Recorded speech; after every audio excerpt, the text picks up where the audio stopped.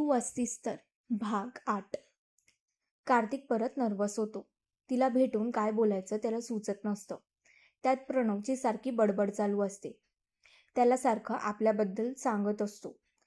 आता मी प्रेमात वगैरे पडणारच नाही, डायरेक्ट लग्नच करणार, म्हणजे मग ब्रेकअपचा प्रश्नच नाही.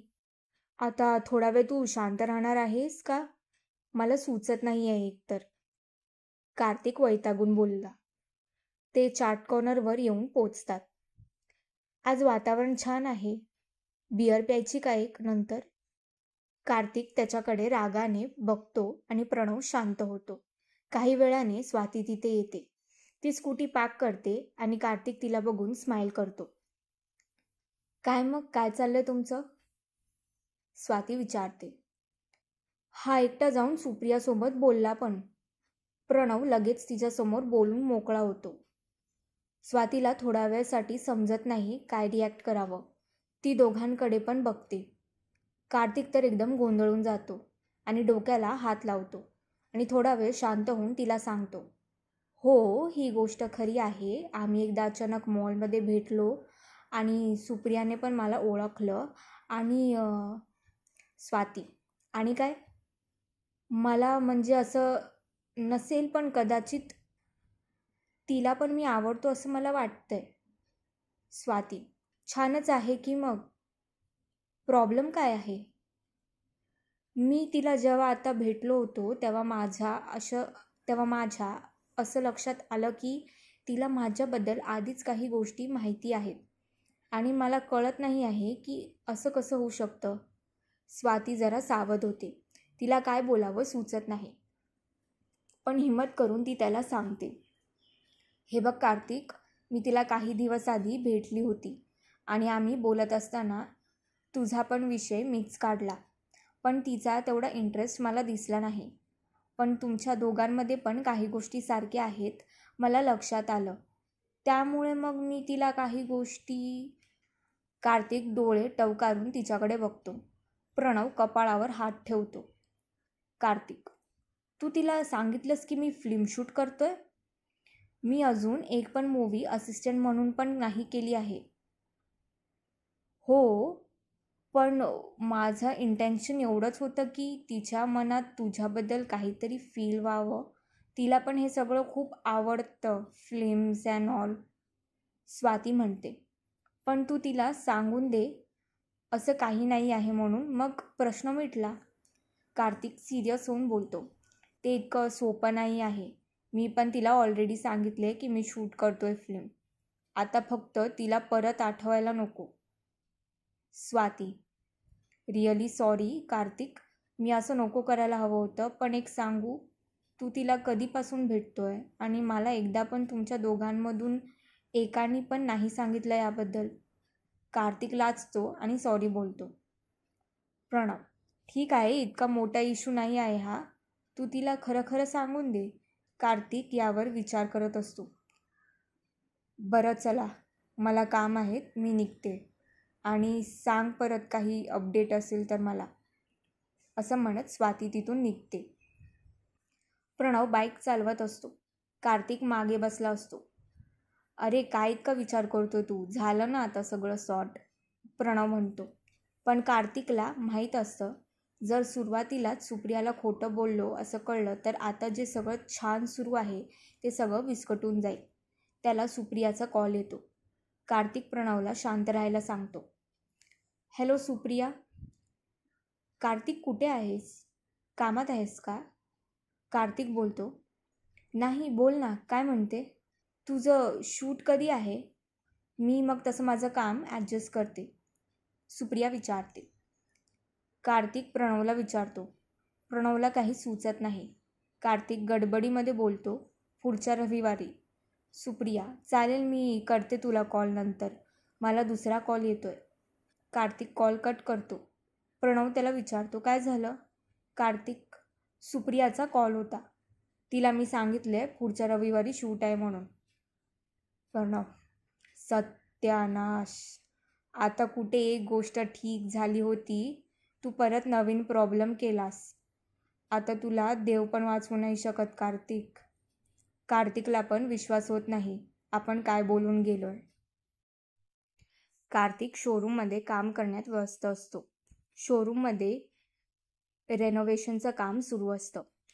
त्याचा पूर्ण वेळ ते काम बघण्यात गेला असतो. अचानक त्याला आठवतं की उद्या रविवार आहे आणि आपण सुप्रियाला फिल्म शूट दाखवायचं प्रॉमिस केलंय.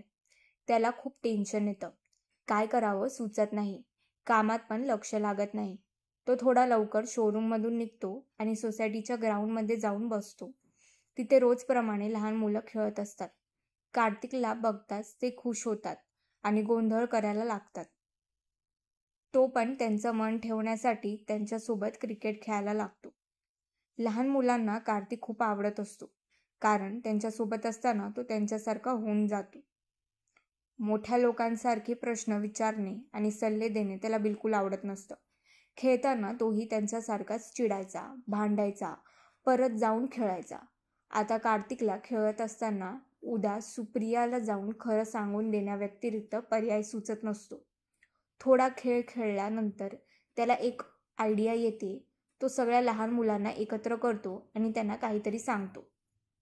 तिकडे सुप्रिया पण घरी सगळे काम इंटरेस्टने करत असते. ती एक्सायटेड असते. उद्या फायनली तिला शूट बघायला मिळेल. ती तिच्या वडिलांना पण विचारते की तुम्ही कधी फिल्म शूट बघितलं आहे का? तर तिचे वडील तिला सांगतात की त्यांच्या ओळखीचे प्रोड्युसर आहेत. सुप्रिया त्यांना रिक्वेस्ट करते की तिला पण पिक्चर बघण्याचा प्रोसेसबद्दल शिकायचं आहे. तिच्या वडिलांना पिक्चर हा व्यवसाय आवडत नसतो. ते तिला तसे सांगतात आणि त्यानंतर ती तो विषय जास्त पुढे नेत नाही. दुसऱ्या दिवशी सकाळी खूप थंड वारा सुटला असतो. कार्तिक त्याच्या मित्राची व्हॅन घेऊन आला असतो. त्यात तो त्याचा कॅमेरा, ट्रायपॉड असं शूटिंगचं सामान व्हॅनमध्ये ठेवतो आणि जायची वेळ जवळ येत असते. पण एकच मुलगा, तो पण अर्धा झोपेत, तिथे बॅग घेऊन येतो. कार्तिक त्याला बोलतो, गुड मॉर्निंग विवान. विवान केस नीट करत बोलतो, गुड मॉर्निंग. कार्तिक विचारतो, बाकी पब्लिक कुठे आहे? विवान, काही मुलं अजून पण रेडी नाहीत. कार्तिक म्हणतो, अरे आपल्याला 6:30ला इथून निघायचं आहे. मी तुला ह्या ट्रिपचा कॅप्टन नेमतोय. विवानच्या चेहऱ्यावर एक्साइटमेंट असते. कार्तिक त्याला सगळ्यांना 10 मिनिटाच्या आत जमा करायला सांगतो. तो सगळ्या मुलामुलींच्या घरी जाऊन त्यांना घेऊन येतो. थोड्या वेळात सगळ्यांना घेऊन व्हॅन निघते. कार्तिक त्यांना सांगतो की अजून एक जण आपल्यासोबत येणार आहे. मुलं विचारतात, कोण येतंय? कार्तिक बोलतो, सरप्राईज आहे. फक्त एक रिक्वेस्ट आहे, तुम्ही तिला त्रास देऊ नका, म्हणजे झालं. छोटी तीशा बोलते, अच्छा ती आहे. सगळे ओरडतात, तुझी गर्लफ्रेंड आहे का? सगळेजण कार्तिकला चिडवतात. तुझी गर्लफ्रेंड आहे का? सगळेजण कार्तिकला चिडवतात. कार्तिक त्यांना शांत राहायला सांगतो, पण ते अजून गोंधळ करतात, गाणे म्हणत असतात. हायवेवर सुप्रिया वाट बघत असते. कार्तिक जेव्हा तिच्या बाजूला जाऊन व्हॅन थांबवतो, तिला बघून आश्चर्य वाटतं की इतकी सारे मुलं काय करतायत. ते तिला हाय हॅलो करतात. व्हॅन पूर्ण भरून असते. तिला बसायला जागा नसते. तो काही मुलांना सामोर बसवतो. ते चिडतात. त्यांना विंडो सीट हवी असते. फायनली ते निघतात. सुप्रिया त्याला विचारते की शूटमध्ये या सगळ्यांचं पण काम आहे का? कार्तिक बोलतो, हेच तर मेन कॅरेक्टर आहेत आजच्या सीन्सचे. तिला काही कळत नाही. कार्तिक तिला म्हणतो, तुला तिथे गेल्यावर कळेल मी काय बोलतोय. सुप्रिया, पण आपण नेमकं जातोय कुठे आहे? सगळे मुलं ओरडतात, ते सरप्राईज आहे. कार्तिक त्यांना ओरडू नका असं सांगतो, पण ते कसलं ऐकतात त्याचं. सुप्रिया पण मुलांसोबत धमाल करायला लागते. काही वेळ ड्राईव्ह केल्यावर सगळे शांत होतात. सकाळी लवकर उठल्याने त्यांना झोप यायला लागते. कार्तिक म्युझिकचा आवाज कमी करतो. सकाळच्या कोवळ्या उन्हात धुकं पसरलेली असतात.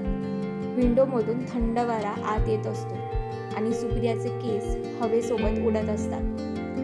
कार्तिक तिला मिररमधून बघतो. ती बाहेर बघता बघता डोळे लावते. सगळी लहान मुलं पण झोपून जातात. 30 मिनिटं ड्राईव्ह केल्यानंतर गाडी स्लो होते. एक मोठा ट्रक बाजूने जातो आणि त्या आवाजाने सुप्रियाला जाग येते.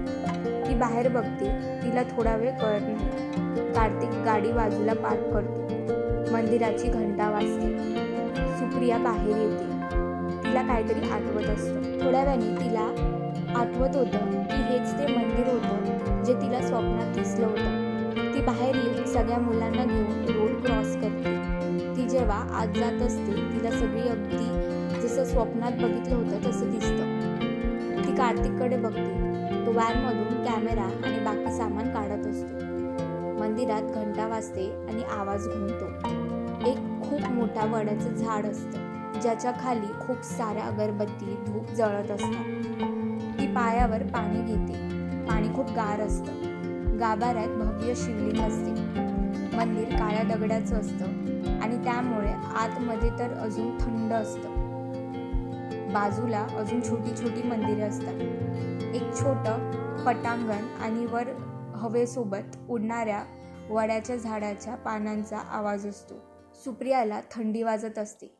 हे कार्तिक बघतो आणि स्वतःचं जॅकेट काढून तिला घालून देतो. कार्तिक विवानला सोबत घेऊन कॅमेरा सेट करतो आणि तिशाला घेऊन छोटासा सीन शूट करतो. सगळी मुले खूप मस्ती करत असतात. सुप्रिया एका बेंचवर बसून ब्रेकफास्टचे बॉक्स ओपन करते आणि त्यांना कुतूहलाने बघते. काही वेळ शूट करून मुलं कंटाळून जातात. त्यांना भूक लागली असते. विवान ब्रेक ओरडतो आणि सगळे ब्रेकफास्टवर तुटून पडतात. नमस्कार मंडळी, तुम्हाला जर या कथेचा हा भाग आवडला असेल तर लाईक आणि कमेंट करायला विसरू नका. तसाच पुढचा भाग पाहण्यासाठी आमच्या चॅनलला सबस्क्राईब करा. धन्यवाद.